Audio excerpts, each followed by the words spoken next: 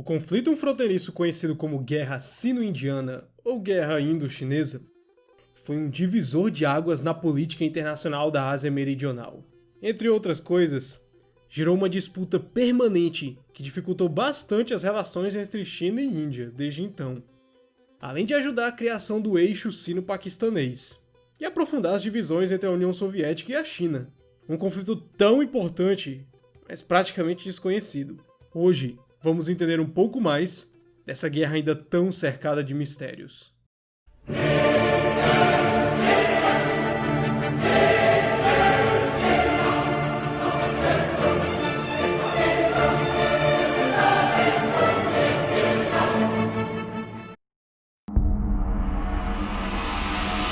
Esses vídeos dão um trabalho para fazer entre roteiro, edição, gravação. Então se você gostou, dá um like, assina o canal, compartilha aí. Toda semana tem vídeos e é isso. A partir de 1949, a Índia aumentou sua preocupação com a fronteira norte, quando a República Popular da China foi proclamada em 1º de outubro desse ano. Ela não tinha uma fronteira demarcada com o sul, entre os dois países.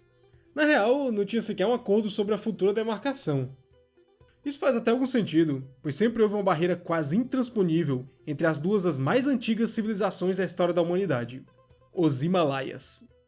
A fronteira tripla que incluía Burma, hoje Myanmar, era considerada a maior fortificação natural do planeta. O Tibete e o Nepal, dois dos países que ocupam a maior parte dos Himalaias, permaneceram isolados do resto do mundo por séculos. E apesar de estar formalmente sob o governo da dinastia Qing, tem um vídeo sobre esse assunto aí, vai aparecer para vocês, vou deixar também na descrição. E eventualmente até da República da China, até 1950, os tibetanos eram praticamente autônomos. Por uma série de razões que são assunto para outro dia, nem o Raj britânico, o domínio imperial britânico sobre a Índia, e nem a China imperial e republicana tiveram muitos incentivos para definirem a fronteira. Ainda mais que, desde os meados do século XIX, a China Qing tinha sérios problemas de controlar a periferia do império. Durante a era dos senhores da guerra da China, na época da República, o Tibete era um país de fato autônomo. E apesar de mesmo entre o Raj e Qing terem feito um acordinho que basicamente delimitava o que seriam as fronteiras, ele nunca foi muito pra frente. A falta de acordos territoriais sobre o território vinha do fato do lugar ser, abre aspas, tão desolado e remoto quanto a superfície da Lua, fecha aspas, sem nenhum valor estratégico ou econômico intrínseco. E com a China se esfacelando e os britânicos muito mais preocupados com a possível fronteira com o Império Russo e nas 3 malfadadas guerras contra o Afeganistão, ninguém tinha lá muito interesse de sentar e perder tempo fazendo demarcações de fronteiras. Depois que a Índia se torna independente em 1948, negociações com o Tibete começaram a ocorrer, mas não foram muito amigáveis. No entanto, os políticos indianos sabiam que assim como o Afeganistão servia como um excelente tampão entre eles e a União Soviética, um Tibete independente teria a mesma função com a China.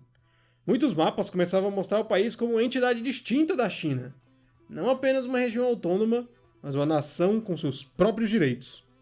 E por isso não é surpresa que em 1950, Nehru, primeiro-ministro da Índia, tenha protestado contra a ocupação ou libertação do Tibete pelos comunistas chineses.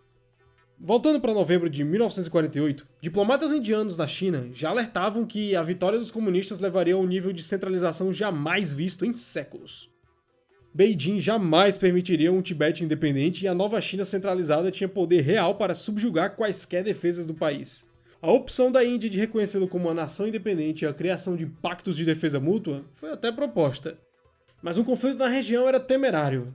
Então Nehru acabou esperando para ver se os Estados Unidos ou o Reino Unido fariam isso primeiro. Mas eles acabaram não fazendo. Mesmo sem acordo, a Índia mobilizou tropas e ocupou o distrito de Tawang em 1951 para garantir o acesso da fronteira. E apesar das opções anteriores terem sido colocadas na mesa, a Índia reconheceu a soberania da China sobre o Tibete e aceitou a nova realidade de uma China forte e unificada como vizinha. Foi então que, em 1954, um tratado entre Índia e China confirmou isso. Mesmo assim, havia um pequeno problema. O problema da demarcação das fronteiras que foi mal citado. Em visita à China no mesmo ano, Nehru notou que mapas da China na região eram bem diferentes dos seus. Mesmo assim, os comunistas garantiram que, ao contrário dos nacionalistas, não tinham interesse de mudar as fronteiras. Mesmo assim, já em agosto de 1954, algumas disputas fronteiriças já emergiam. Nada demais. Mas os sinais amarelos já se acendiam em Delhi e Beijing. A surpresa veio mesmo em 2 de setembro de 1957.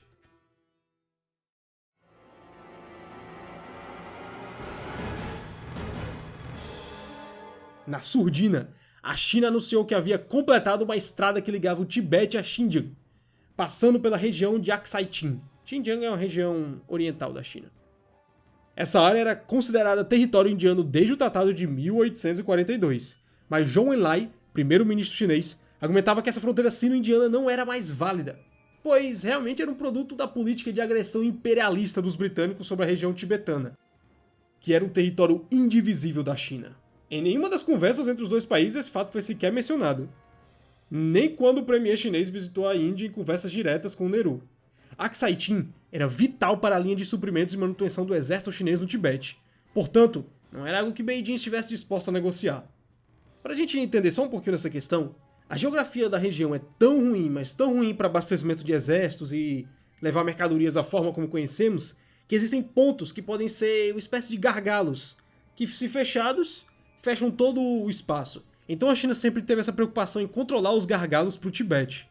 Afinal, naquela época, e até bem recentemente, era uma região onde havia bastante temores de uma rebelião, algo financiado pelos governos ocidentais.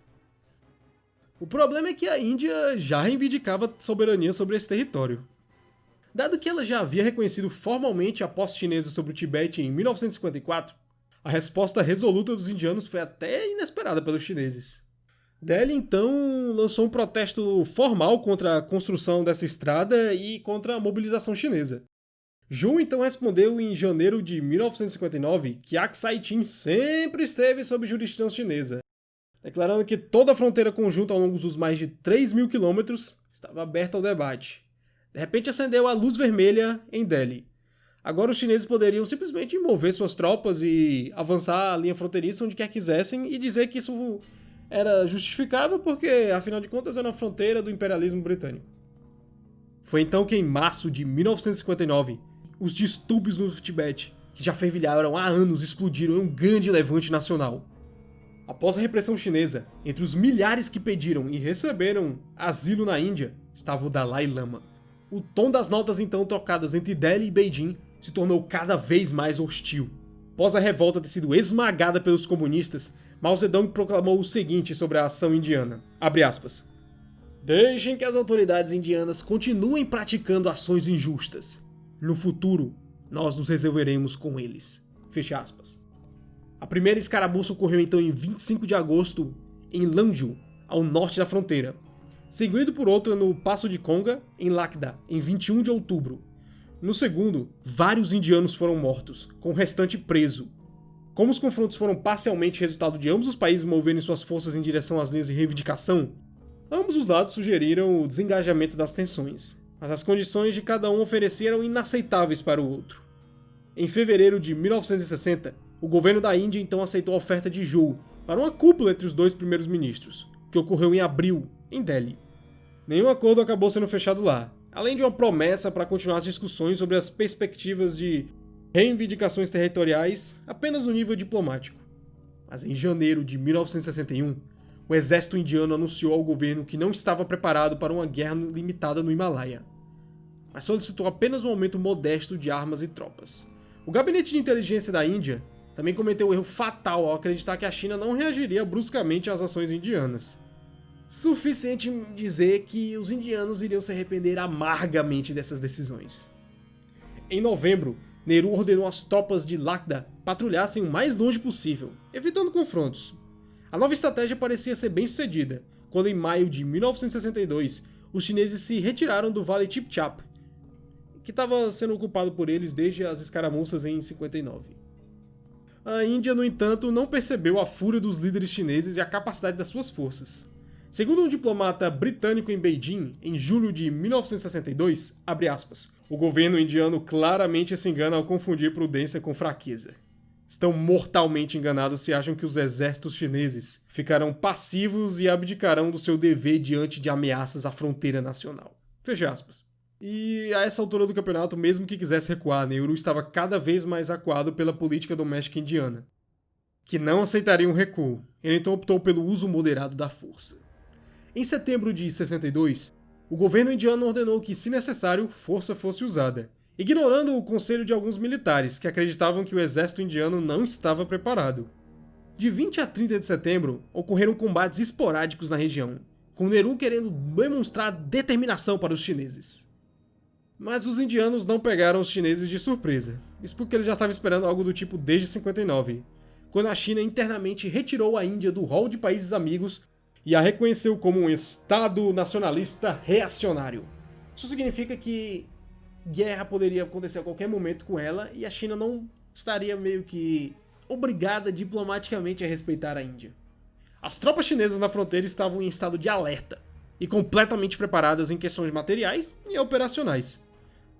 Seguindo algumas escaramuças de fronteira, o Partido Comunista Chinês instruiu o exército a mobilizar suas forças para a fronteira e se prepararem para uma contraofensiva de caráter limitado. A ideia era usar apenas forças da região e evitar um conflito de larga escala a todo custo. Eles sabiam que os americanos adorariam uma guerra lá e supririam os indianos fartamente.